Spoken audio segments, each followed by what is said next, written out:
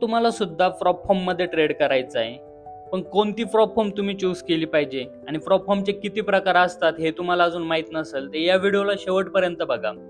कारण CFD prop form आणि future prop form यामध्ये नेमका काय डिफरन्स आहे हा आज आपण समजून घेणार आहे. तर मित्रांनो, ही व्हिडिओ तुम्हाला इन्फॉर्मेटिव्ह वाटली तर चॅनलला सबस्क्राईब करून ठेवा आणि या व्हिडिओला लाईक करा. कारण या चॅनलवरती आपण फॉरेक्स रिलेटेड आणि प्रॉप फॉर्म रिलेटेड भरपूर असं एज्युकेशनल कॉन्टेंट आपण पोस्ट करणार आहे. तर मित्रांनो, सीएफडी प्रॉप फॉर्मचा लॉंग फॉर्म आहे की कॉन्ट्रॅक्ट फॉर डिफरन्स. यालाच आपण फॉरेक्स प्रॉप फॉर्म बोलतो. फॉरेक्समध्ये तुम्ही फॉरेक्सचे पेअर जसे जीबीपी यूएसडी, युरो यूएसडी असे पेअर ट्रेड करू शकता. तसंच मेटलमध्ये गोल्ड, सिल्वर किंवा बिटकॉइन वगैरे ट्रेड करू शकता, इथेरियम ट्रेड करू शकता. आणि फ्युचर प्रॉप फॉर्ममध्ये तुम्ही बेसिकली एका एक्सचेंजवर फ्युचर ट्रेड करतात. म्हणजे तुम्ही CME या एक्सचेंजवर गोल्डचा फ्युचर ट्रेड करतात. आता याला जर समजून घ्यायचं झालं तर इंडियन मार्केटमध्ये आपण BSE, NSE हे एक्सचेंज होते.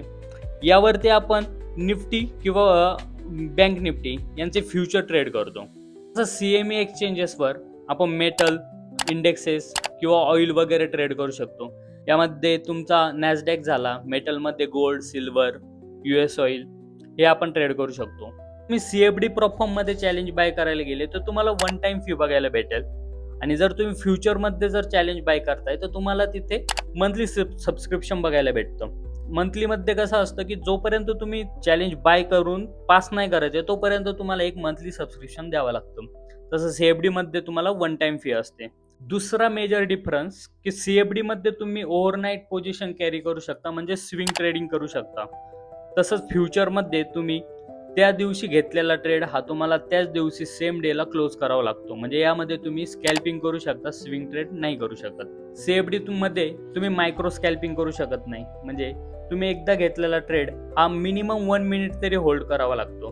तसंच फ्युचरमध्ये तुम्ही मायक्रो स्कॅल्पिंग करू शकता. म्हणजे तुम्ही 10 सेकंदापर्यंत एखादा ट्रेड होल्ड करून स्कॅल्पिंग करून प्रॉफिट जनरेट करू शकता.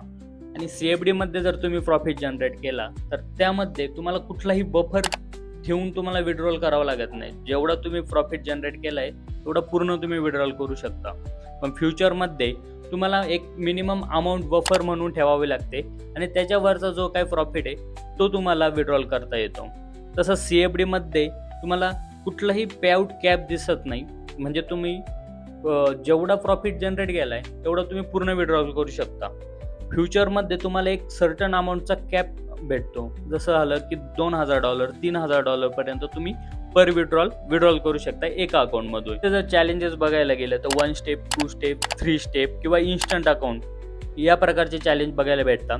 फ्युचरमध्ये तुम्हाला 1 स्टेप अकाउंटच बघायला भेटेल किंवा इन्स्टंट अकाउंट. हा एक मेन डिफरन्स आहे CFD आणि फ्युचरमधला. एक सगळ्यात मेन आणि मेजर डिफरन्स म्हणजे फ्युचर प्रॉप फॉर्ममध्ये तुम्हाला ट्रेलिंग ड्रॉडाऊन बघायला भेटतं.